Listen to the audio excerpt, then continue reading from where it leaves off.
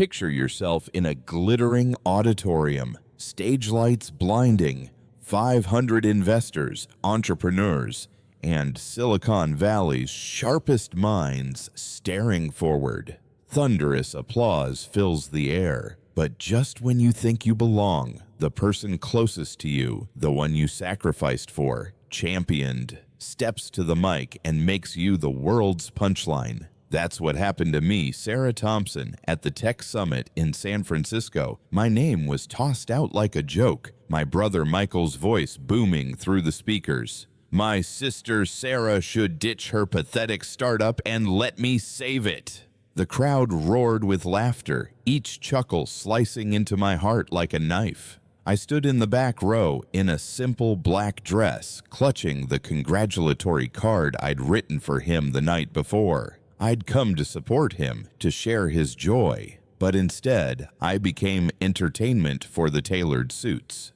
Have you ever felt erased by your own family? Like your dreams were something they wanted to crush before snapping the perfect photo? I gripped that card, fighting tears, and smiled, not because I accepted it, but because I knew what they didn't. They thought I was a failure, a Stanford dropout with a useless startup. But that night, in my cramped San Jose office, amid sticky notes and code, I signed a $5 million deal that would change everything. They laughed, but I was building. They mocked, but I was winning. Stay with me, because this story isn't about being hurt. It's about turning silence into power, doubt into an empire, and those who jeered into spectators of the story I'm writing. Ready to see how I did it? Imagine a lavish Palo Alto mansion, ebony doors opening to a marble-floored living room, crystal chandeliers casting light on perfectly framed family photos. That was the Thompson home where I, Sarah Thompson, grew up, but never truly belonged. In that house, my father, Robert, a renowned Silicon Valley venture capitalist, saw me as a failed project. My brother Michael, with his Harvard MBA and a smile rehearsed in mirrors, was his pride. And me, I was the Stanford dropout who dared to dream of an online education startup to help underprivileged kids access knowledge. To Dad, that wasn't a dream. It was a joke. Have you ever felt like the outsider in your own family? Every dinner, I sat across from Dad, listening to him boast about Michael's million-dollar deals, his negotiations with top venture funds, the bespoke suit he wore to a Menlo Park meeting. Those stories never had room for me. Once I mustered the courage to bring my app demo to the table, code I'd poured sleepless nights into. "Dad," I said, "this could help thousands of kids learn for free." He didn't even look up from his steak. "Sarah," he said, voice cold as steel, "go back to blogging or something more your speed. Silicon Valley isn't for pipe dreams." Michael, beside him, smirked, like I'd told a joke not worth laughing out loud. I tried. I really did.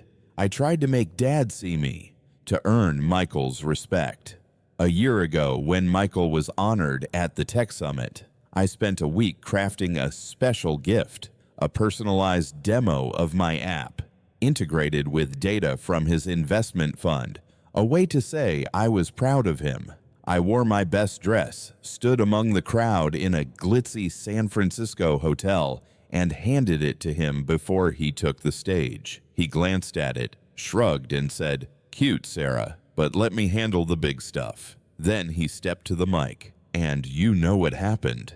He made me a punchline before 500 people, calling my startup pathetic, me someone needing saving. But the deepest cut wasn't the crowd's laughter. It wasn't the pitying glances from strangers. It was Dad's silence. He stood there, raising his champagne, nodding at Michael, as if I wasn't worth defending, as if my dream, my work, didn't deserve a second glance. I left the summit that night, not because I gave up, but because I knew I had to find a place to belong, one that didn't require their permission. In a tiny San Jose office, amid whiteboards scrawled with equations and cold coffee cups, I found it. I built a platform with 100,000 users, changing lives of kids Dad and Michael would never notice. They didn't know. And I realized maybe I didn't need them to. While they basked in spotlights, I was lighting a world of my own. I walked out of the tech summit in San Francisco, the stage lights and the crowd's laughter still ringing in my ears. That night was cold, not from the bay's breeze, but from the sting of being made a joke by my own family. I didn't cry. I didn't turn back to argue with Michael or beg my father, Robert, to see me differently. Instead, I drove to my small San Jose office, a cluttered rented room with whiteboards scrawled with equations, sticky notes plastering the walls, and a cold coffee cup beside my old laptop. That was where I belonged, not in Palo Alto's polished halls, but here, where every line of code I wrote was a brick in my dream's foundation. Have you ever felt the world mocking you, yet deep inside, you knew you held something they couldn't see? In that room, I sat down, took a deep breath, and tore the card I'd written for Michael in half. Each word of "I'm proud of you" now scattered on the floor like shards of my naivety. I opened my laptop, logged into my startup's backend, and checked the data. The screen lit up. 100,000 users, 300,000 lessons completed by kids in places my father and Michael would never visit. Then, an email gleamed in my inbox. A $5 million contract with a national education conglomerate, signed hours earlier. They didn't know. None of those in that glittering auditorium knew my pathetic startup was profitable, changing lives, built without their permission. Silence isn't weakness, it's strategy. While Michael bragged on stage and Dad raised champagne to toast him, I chose to build in the shadows. Every late night, every debugged line of code, every investor call that ended in rejection, they were stones I stacked to raise my empire. They thought I'd crumble, that I'd call Michael, begging him to save my startup, as he'd boasted to 500 people. But I didn't call. I didn't need to. In that moment, staring at growth metrics and the contract email, I realized they could laugh, but I was winning. They could mock, but I was leading. My office lacks the glass doors and leather chairs of Michael's Menlo Park suite. It has cracked walls, a worn wooden desk, and a board scrawled with "Education is a right, not a privilege." That's why I started. Not for Dad's pat on the back or Michael's nod. I started for kids no one believed in, like no one believed in me. That night, I didn't sleep. I wrote more code, called my team, and planned the next steps. Because I knew tomorrow, when Michael and Dad walked into my office to buy my dream, they wouldn't find a defeated girl.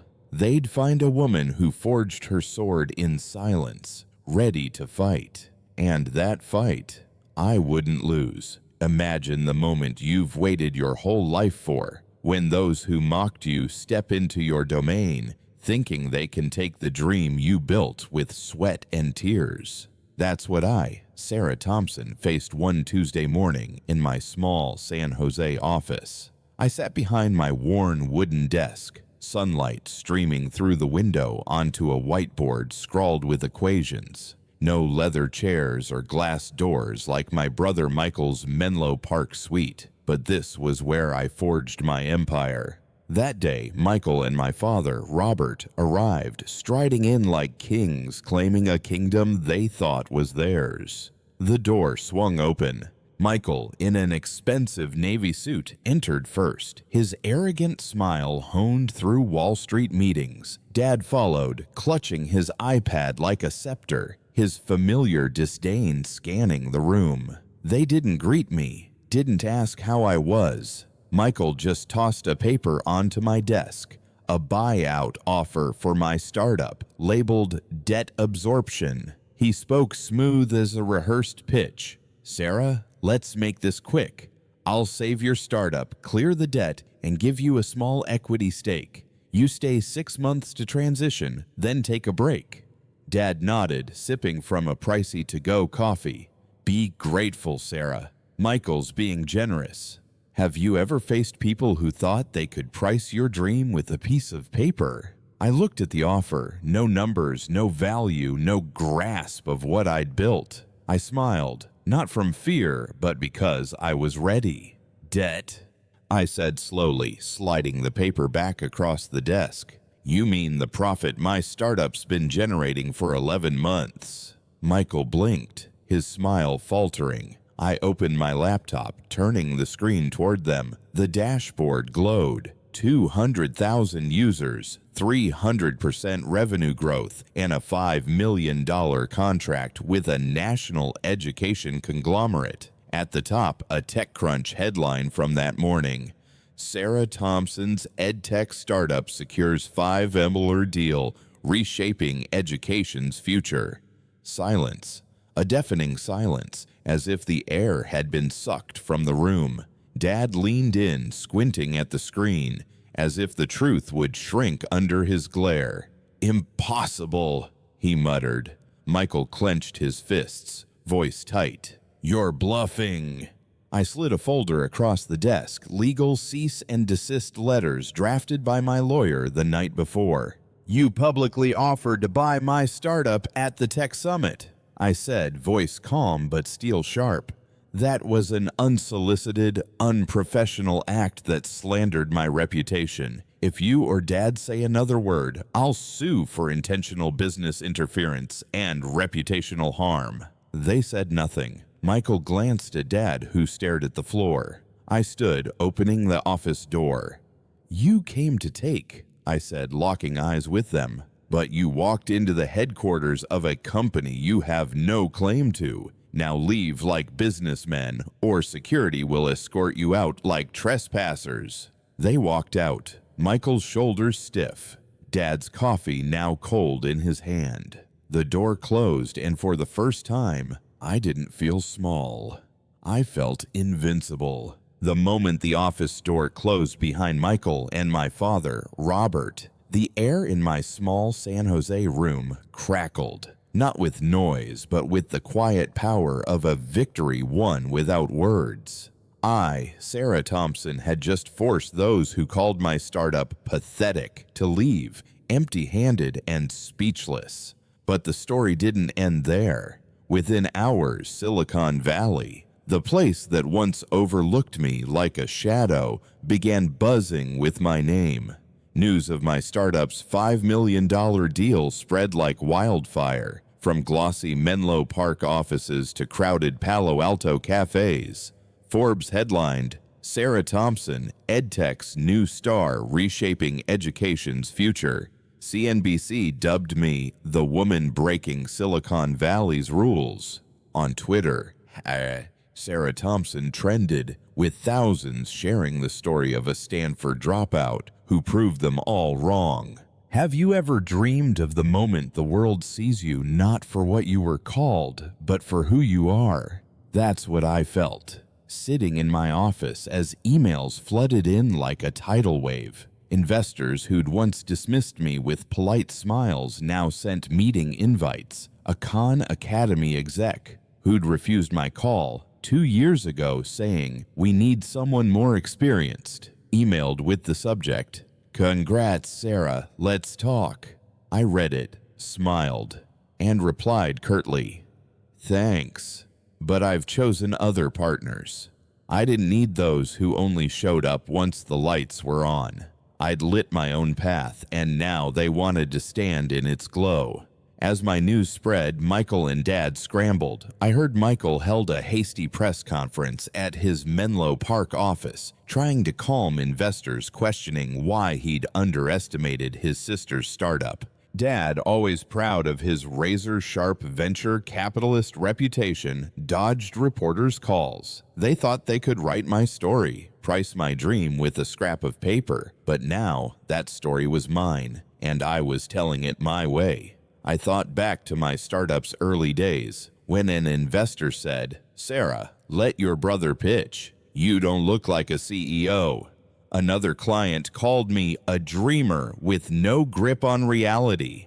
Those words kept me up nights, wondering if I belonged in Silicon Valley. But now, staring at my inbox with over 50 emails from major education organizations, venture funds, even a TEDx speaking invite, I knew I didn't need to belong to their world.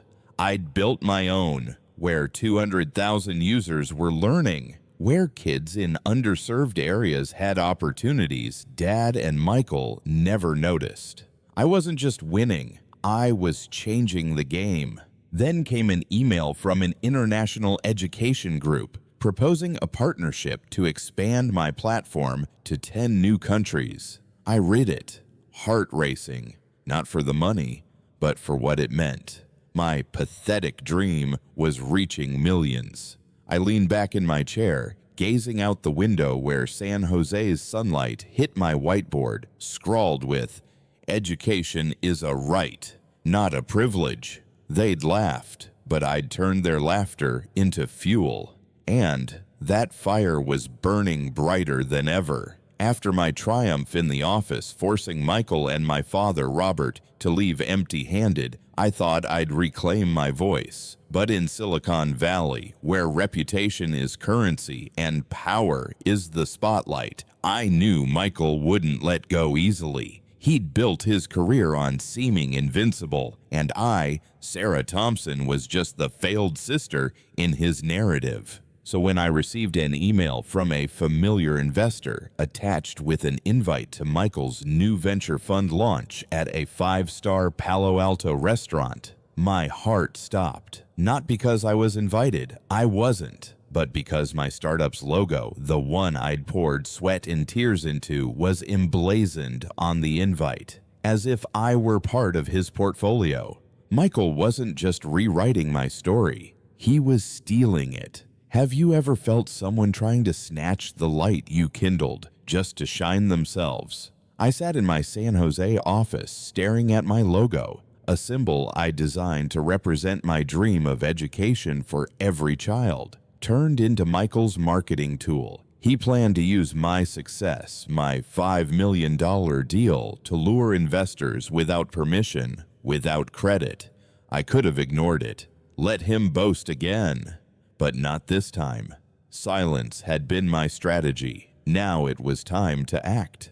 The event venue, the Starlight, was Palo Alto's crown jewel, with views of Silicon Valley and a 200-person guest list of billionaire investors and tech CEOs. I knew it not just for its prestige, but because its owner, a hotel conglomerate, was my startup's partner. We'd signed a deal to integrate my education platform into their employee training programs. One call was enough. I contacted the conglomerate's CEO, explaining my logo's unauthorized use, how Michael had violated copyright and smeared my reputation. They didn't hesitate. On Friday evening, hours before the event, the Starlight canceled Michael's booking, citing contractual issues with a key partner. No public explanation, no room for negotiation. Picture the scene. 200 guests in suits and gowns, milling awkwardly outside a locked restaurant, while Michael and his team scrambled for a backup. They ended up at a dim dive bar on Palo Alto's outskirts, its cramped space and flickering lights a far cry from the Starlight's grandeur, with no media cameras to capture Michael's historic moment. Investors flown in from New York and London muttered about unprofessionalism. Twitter erupted with snarky posts. Michael Thompson's fund launch in a dive bar. His sister might have planned better. Michael, who'd called my startup pathetic before 500 at the tech summit, was now the centerpiece of a public flop. I wasn't there to watch. I didn't need to. While Michael fought to salvage his reputation, I sat in my office checking metrics. 250,000 new users joined my platform that week. An email from an international education group confirmed plans to expand into Asia. I looked out the window, San Jose's lights twinkling like stars. They thought they could steal my light, but I'd turned theirs off, and my fire burned brighter than ever. After my triumph in the office watching Michael and my father, Robert, leave empty-handed, I thought I'd reclaim my voice. But in Silicon Valley, where reputation is currency and power is the spotlight, I knew Michael wouldn't surrender easily. He'd built his career on seeming untouchable, and I, Sarah Thompson, was just the failed sister in his tale. So when I got an email from a familiar investor attached with an invite to Michael's new venture fund launch at a 5-star Palo Alto restaurant, my heart sank. Not because I was invited, I wasn't, but because my startup's logo, forged with my sweat and tears, was plastered on it, as if I were his asset. Michael wasn't just rewriting my story, he was stealing it. Have you ever felt someone trying to snatch the light you kindled to shine themselves? I sat in my San Jose office staring at my logo, a symbol of my dream to bring education to every child. Co-opted as Michael's marketing prop, he planned to leverage my success, my $5 million deal, to woo investors without permission or credit. I could have let it slide, let him bask in stolen glory again. But not this time. Silence had been my strategy. Now it was time to act. The venue, the Starlight, was Palo Alto's gem with Silicon Valley views and a 200-strong guest list of billionaire investors and tech CEOs.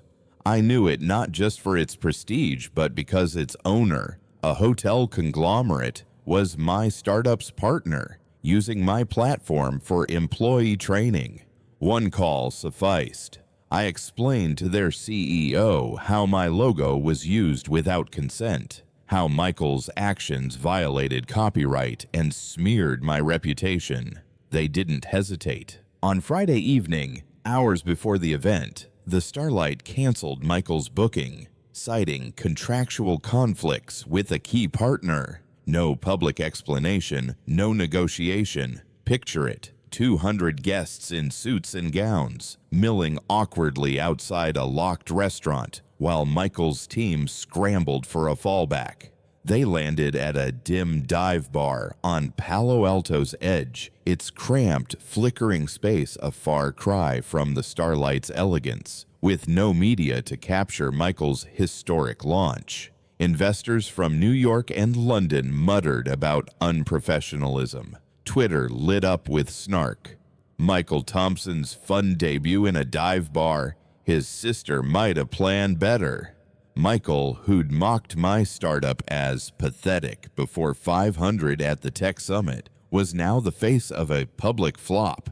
I didn't need to witness it. While Michael fought to save face, I sat in my office checking metrics. 250,000 new users joined my platform that week. An email confirmed expansion plans into Asia with an international education group. I gazed out at San Jose's twinkling lights, like stars. They thought they could steal my light, but I dimmed theirs, and my fire burned brighter than ever. The dinner with my team in our San Jose office gave me something my family never did, a sense of belonging. But in Silicon Valley, where the spotlight never dims, I knew my brother Michael wouldn't let his failed fund launch in Palo Alto be the final word. He texted me the next morning, "Auspraymal," curt and polished as a boardroom invite. "Sarah, meet me at the Oak Grove, 7 p.m.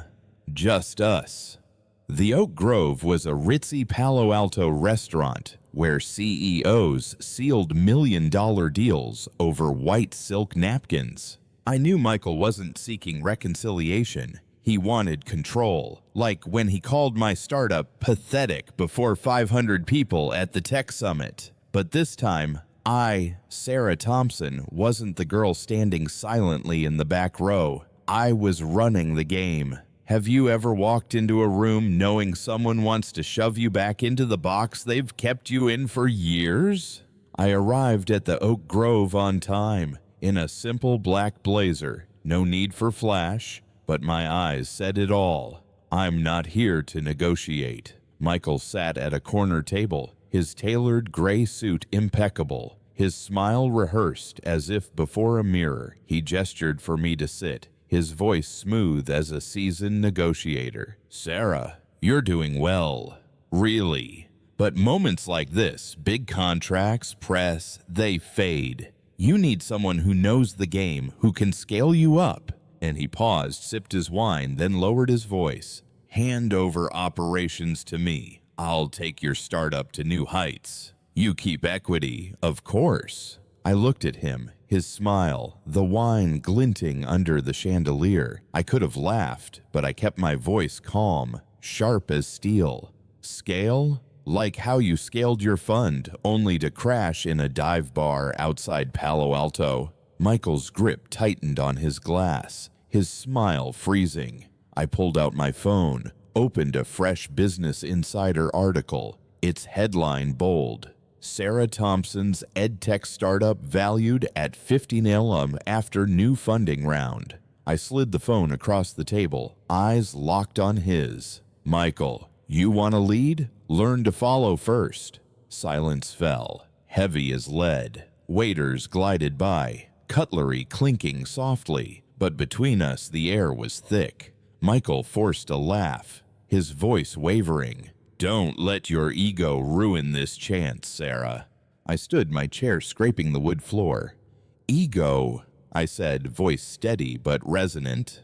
I was never allowed one. You and Dad made sure of that. But now I have vision and I'm keeping my hands on the wheel. I walked out of the restaurant, leaving Michael alone with his wine and the truth that I'd surpassed him, not temporarily, but for good. Outside, Palo Alto's air was crisp, streetlights twinkling like stars. I didn't look back. I didn't need to. While Michael scrambled for the spotlight, I'd built my own sky. After walking out of the Oak Grove in Palo Alto, leaving Michael with his wine and the truth that I'd surpassed him, I, Sarah Thompson, felt a new strength.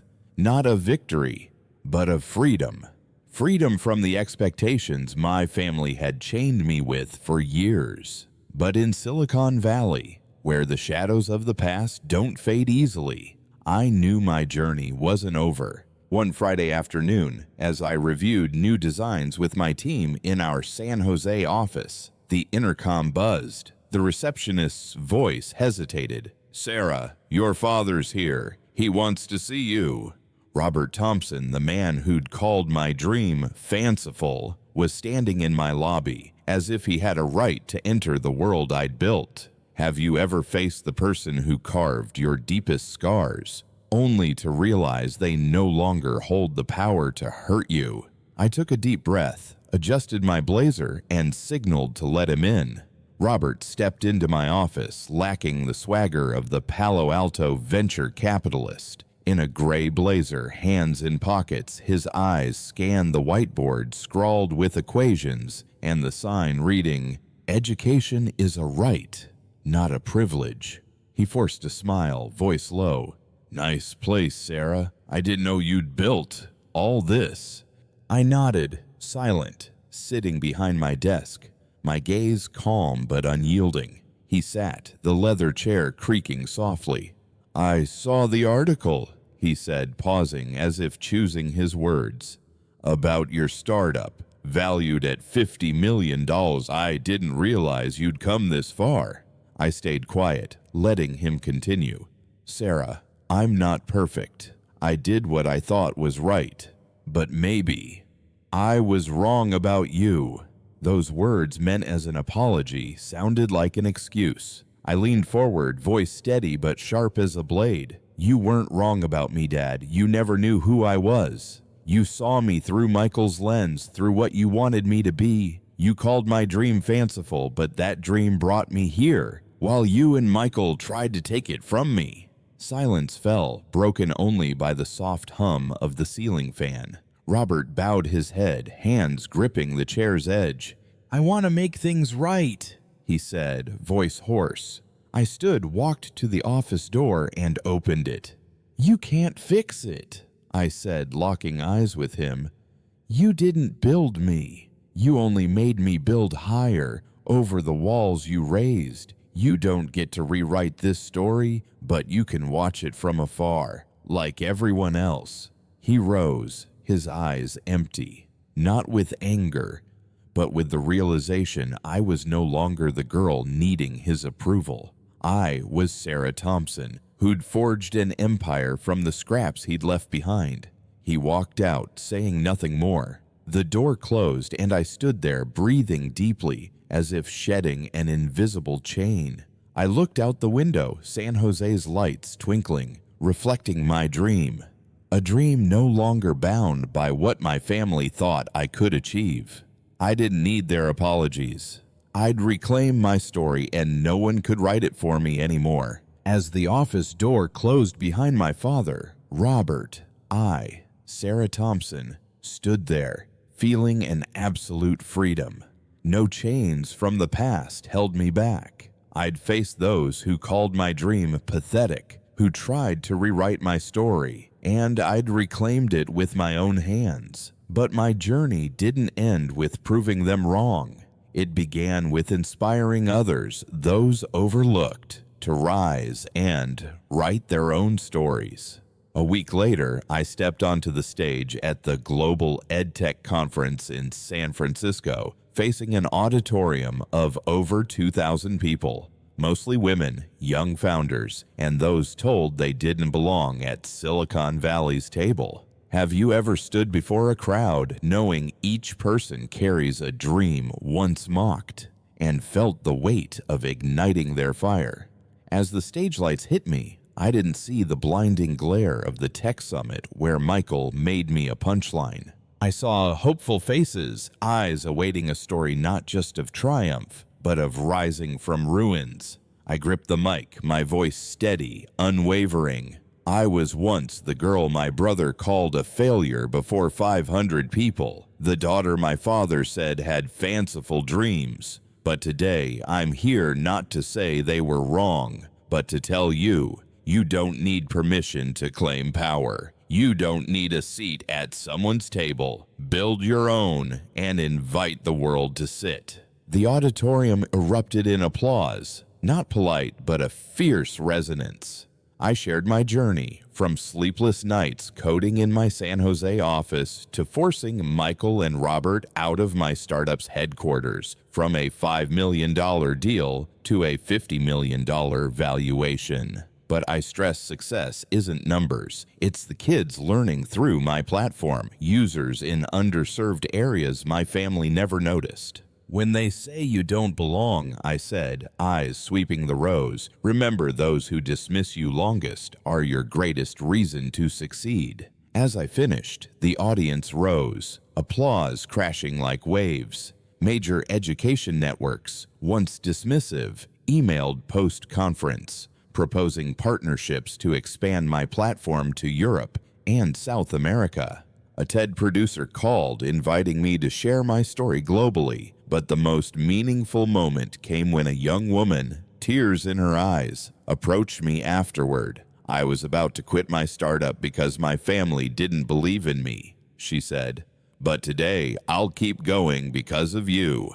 I hugged her, my heart pounding, not from glory, but from knowing I'd sparked a new flame. I left the auditorium, San Francisco's lights twinkling behind me, as if the city clapped alongside the crowd. I hadn't just won. I'd become a torch for others, and that's the legacy I want. Not built on my family's approval, but on the belief that anyone can rewrite their own story. Stepping out of the Global EdTech Conference auditorium in San Francisco, the applause of over 2,000 people still echoed in my mind. But standing on my San Jose office rooftop, gazing at Silicon Valley's twinkling lights, I, Sarah Thompson, didn't think about headlines or million-dollar deals. I thought about my journey, from the moment my brother Michael made me a punchline before 500 at the Tech Summit, to the day I forced my father, Robert,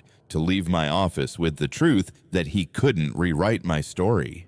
I thought of sleepless nights, coding, rejections, and my team who built a dream my family called pathetic. And I realized my greatest victory wasn't the $50 million valuation or the crowd's cheers. It was reclaiming ownership of my story. Have you ever stood somewhere, looked back at all you've overcome, and realized you didn't just survive? You wrote a new chapter for yourself.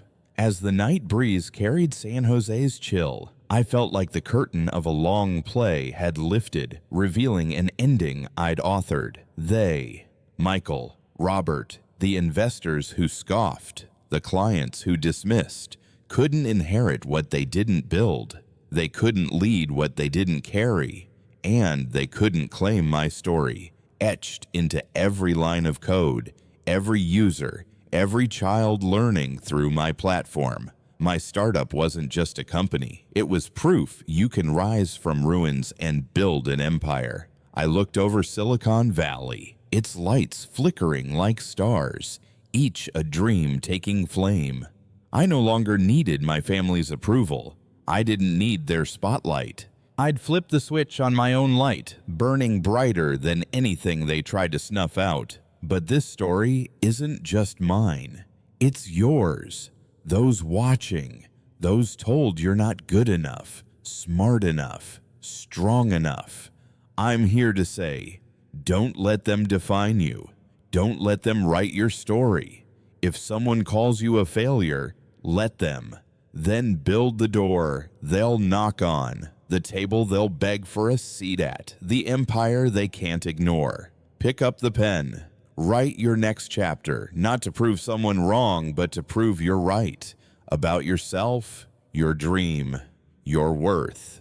I did it. From a girl called pathetic to a woman on this rooftop, overlooking a world I've changed.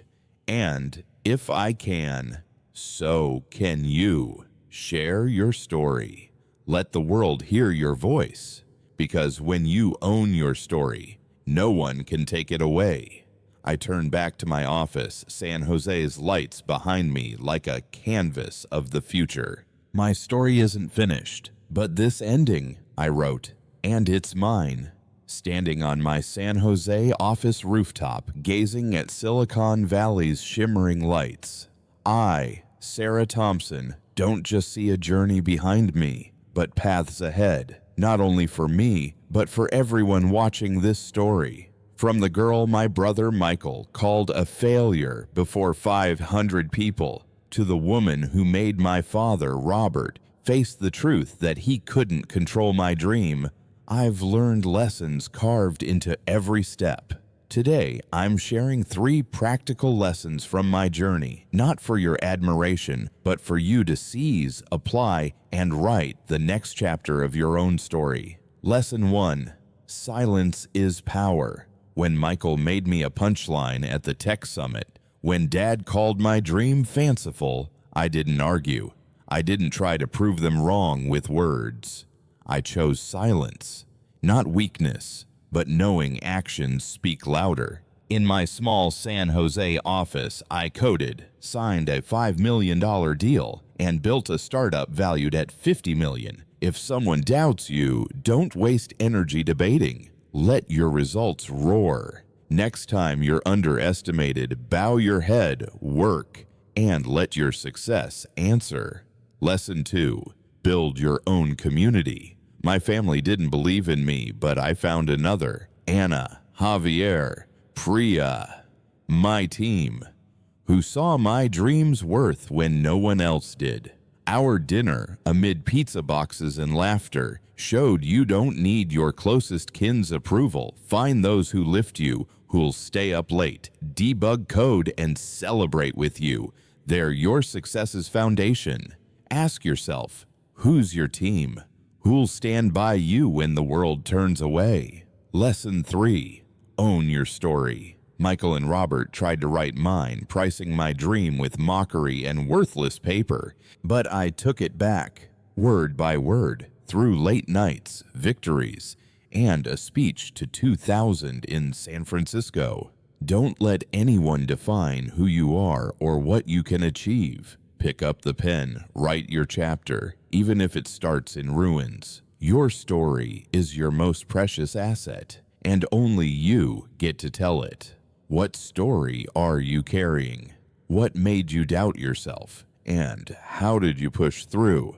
I want to hear it. Share it in the comments below. Tell me about the dream you're building, the people who tried to crush it, and how you keep going.